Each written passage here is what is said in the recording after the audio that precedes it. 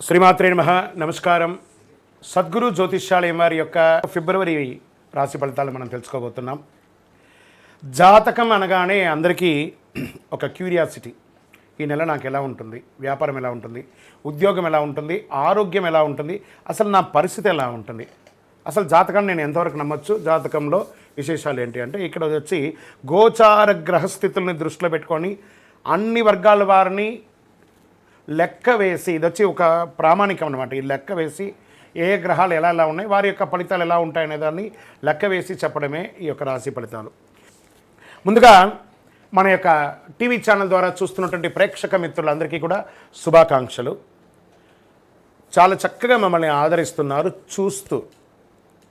కానీ కొంచెం అట్లా like and share and subscribe చేస్తే ఎంత బాగుంటుంది కదా. మంచి విషయాలు మేము తెలుపుతున్నామని అనుకుంటున్నాం.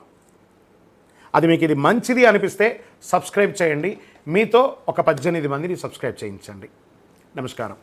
జ్యోతిషాస్త్రరీత్యా ద్వాదశ రాశుల్లో 10వ రాశి అయినటువంటి మకర రాశి మిత్రులారా, మీరు ఉత్తరాషాఢ నక్షత్రం 2, 3, 4 పాదములు, శ్రవణ నక్షత్రం 1, 2, 3, 4 పాదములు, ధనిష్ఠా నక్షత్రం 1, 2 పాదాలకు జన్మించిన మీరు మకర రాశి వారిగా పరిగణించబడుతున్నారు. మీకు ఈ నెల శుభాశుభ ఫలితాలు ఎలా ఉన్నాయి ఫిబ్రవరిలో అంటే 7.5 శని యొక్క అవసాన దశ.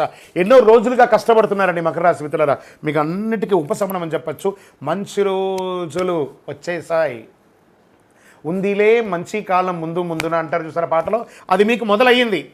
ఎలా మొదలయ్యింది అని అంటే, శని తన సొంత రాశిలో ఉన్న కుంభరాశిలో ఉన్నాడు, 2వ ఇంట్లో ఉన్నాడు. శుక్రుడు రాహువుతో కలిసి 3వ రాశిలో ఉన్నాడు. కుజుడు 6వ ఇంట్లో ఉన్నాడు. అన్ని విజయాల్లోనూ విజయం సాధిస్తారు.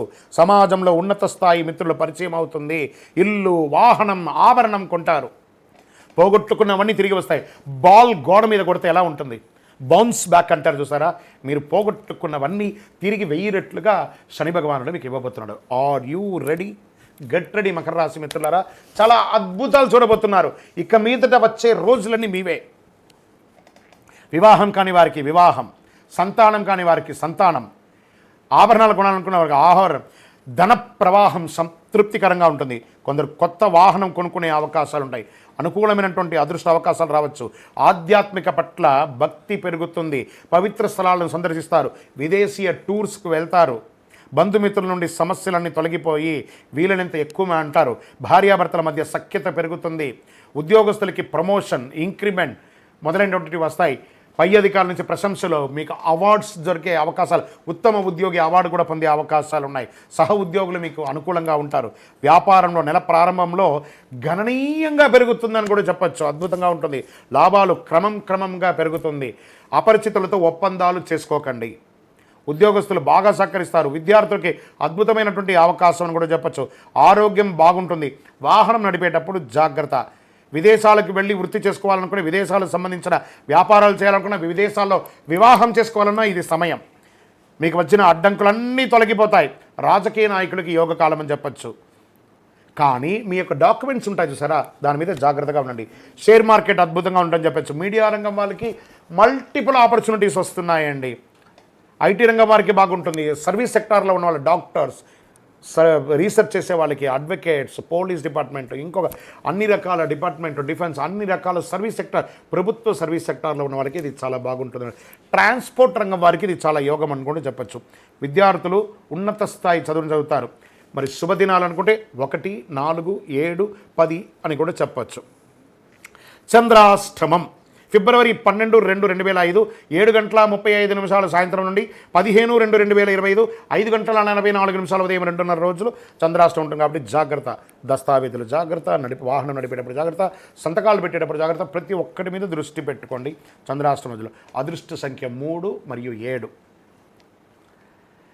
ఎవరిని పూజిస్తే బాగుంటుందంటే దక్షిణామూర్తిని ప్రార్థన చేయండి. గురవే సర్వలోకానాం విసజే భవరోగినాం నిదయే సర్వ విద్యానాం దక్షిణామూర్తి నమః. వారిని ప్రార్థన చేసుకోండి. మరి మనకు అనుకూలం చేసే స్వామివారికి కూడా మనం కృతజ్ఞత చెప్పాలి కదా. శనీశ్వరుడికి కాకధ్వజాయ విద్మహే ఖడ్గహస్తాయ ధీమహి తన్నో మంద ప్రచోదయాత్. ఆయన ప్రార్థన చేయండి, నాకు ఇన్ని రోజులు నన్ను నువ్వు మార్చావు భగవంతుడా, నేనేంటో నాకు తెలిపే భాగ్యాన్ని కలిగించిన శని భగవానునికి కృతజ్ఞత చెప్పండి. 19 ప్రదక్షిణాలు చేయండి, బ్లూ రంగు పుష్పంతో అర్చన చేయండి, హనుమంతుని ప్రార్థన చేయండి. శనివారాల్లో హనుమాన్ చాలీసా పారాయణం చేయడం వల్ల మేలు జరుగుతుంది. అతి శక్తివంతమైనటువంటి కరుంగాలి మాలను ధరించండి. ఆరోగ్యంగా బాగుంటారు, ఐశ్వర్యంగా బాగుంటారు, సామాజికంగా బాగుంటారు, నరదృష్టి తొలగి ఏ విధమైనటువంటి లోటు లేకుండా ఆనందంగా ఉంటారు. ఇంకను మీ వ్యక్తిగతమైనటువంటి జాతకం తెలుసుకోవడానికి కింద కనబడుతున్నటువంటి నంబర్కి మీ యొక్క పేరు, date of birth, time of birth, place of birth చెప్పండి. విజయం సాధించండి. విజయోస్తు. మీ యొక్క వ్యక్తిగత జాతకానికి ఇది ఒక 40% మాత్రమే వర్తిస్తుంది. మీ సంపూర్ణ జాతకం తెలుసుకోవాలి అని అనుకుంటే మీ పరిసర ప్రాంతాల్లో ఉన్నటువంటి జ్యోతిషాస్త్ర నిపుణుల్ని మీ యొక్క date of birth, time of birth, place of birth ఇచ్చి తెలుసుకోండి. మళ్ళీ చెప్తున్నాను, జ్యోతిష్యం, జాతకం అనేది పడుతున్న వర్షానికి ఒక గొడుగు మాత్రమే, కానీ జ్యోతిష్యం జీవితం కాదు. మీరు మిమ్మల్ని నమ్మండి, జ్యోతిష్యం ఆ దారిలో మీకు సపోర్ట్ చేస్తుంది. ఎవరైనా అడగాలనుకుంటున్నారు లేదా మా ద్వారానే అడగాలనుకుంటున్నారా?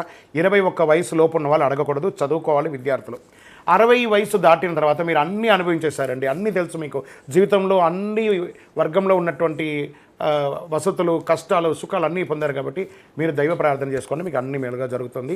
ఎవరైనా జ్యోతిష్యం తెలుసుకోవాలనుకుంటే వ్యాపారం, ఉద్యోగం, వివాహం, సంతానం, ఆరోగ్యం గురించి ఏమైనా తెలుసుకోవాలనుకుంటే అడగండి. అందరూ కూడా విజయోస్తు.